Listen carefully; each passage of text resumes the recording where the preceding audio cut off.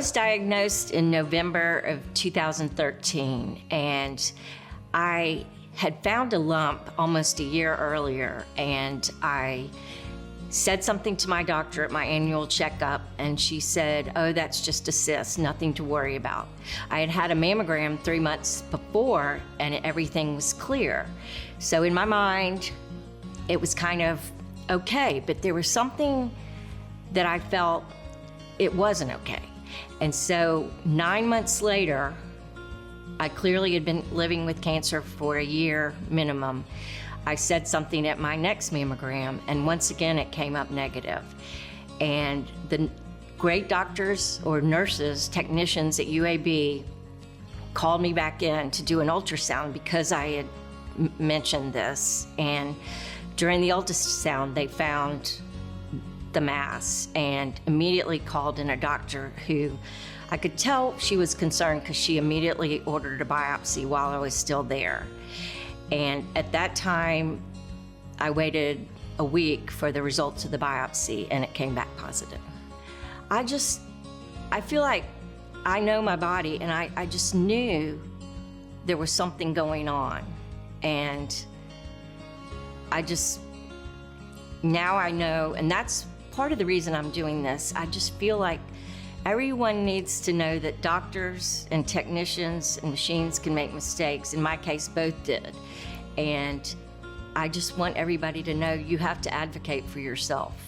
Well, I think it just confirmed that she has a real strong backbone and resolve and able to kind of work through things very tough and doesn't complain. So that's one of the things, is trying to gauge how much it's impacting her when she's moving forward. I mean, I think that's such a special thing, because this is such a tough, long road that, you know, I think her positive attitude and willingness to just fight through it is really, really tested and came through.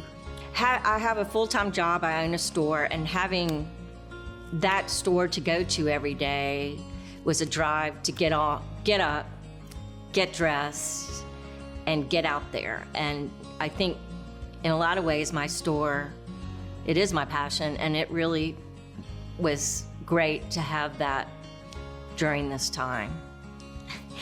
Having a positive outlook is absolutely vital to the battle with cancer. There's just, it's so tough, and there's just no other way to go about it. And I can't imagine not having the access to UAB and all that we have here. I feel like the Cancer Society reaches out to the people in rural areas, and because of that is a real need, and we just need to support that however we can. You know, I think from my perspective, it makes you appreciate kind of living for the moment and getting things done and giving back. I mean, I think those are the key things, because so many people don't have the resources or no one has the knowledge until they get thrown into having cancer or having a loved one have cancer. So, you know, reaching out to a lot of friends and family and the church. I mean, I think once you get to a plateau, you want to start giving back and making sure others understand kind of the same process along the way. I feel like I was given a gift, and I need to do as much as I can and be a good role model for my children and show them that